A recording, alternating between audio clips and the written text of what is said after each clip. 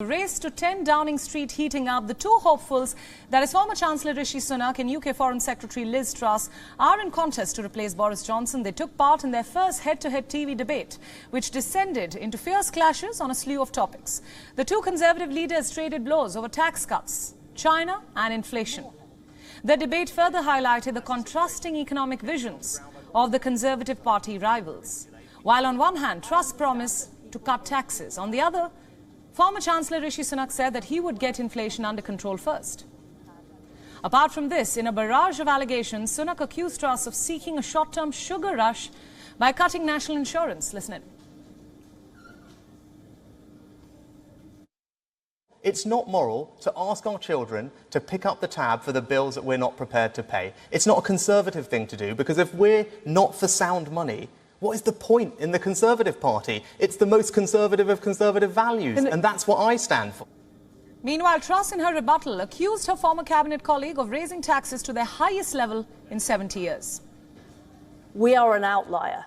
Everybody understands that COVID is a 1 in 100-year event, and trying to pay it back straight away, so quickly, that we actually damage our economy, that we end up causing a recession, that we end up in people being out of work, and that hard-working taxpayers who do the right thing have seen their taxes rise, despite the fact that we promised in our manifesto. And after major clashes on tax and economic policies, China is the latest route to break out between the candidates. Sunak, the former Chancellor of the UK, said that China represented the largest threat to Britain and the world's security.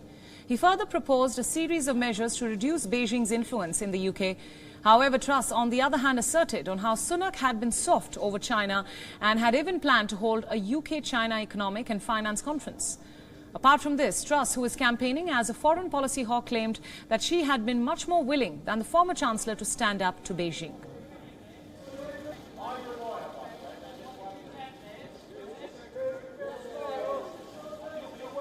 I think it's inevitable that China will be the biggest economy in the world. In fact, we've been enabling that to happen. But I'm very clear, after the appalling abuses in Xinjiang, after the terrible actions on Hong Kong, and the most recent outrage, which is China working with Russia and essentially backing them in the appalling war in Ukraine, we have to take a tougher stance. The only area where both the contenders had similar thoughts was when both Sunak and Truss ruled out a role for the current Prime Minister in any government they might lead.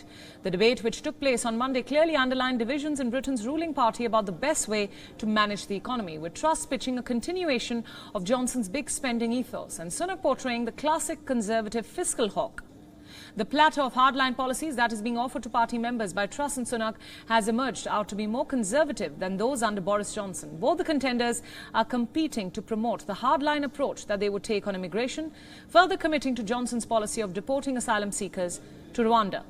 Meanwhile, according to Education Minister James Cleverly, Boris Johnson could be offered a senior cabinet role if Liz Truss becomes the next Prime Minister of the United Kingdom.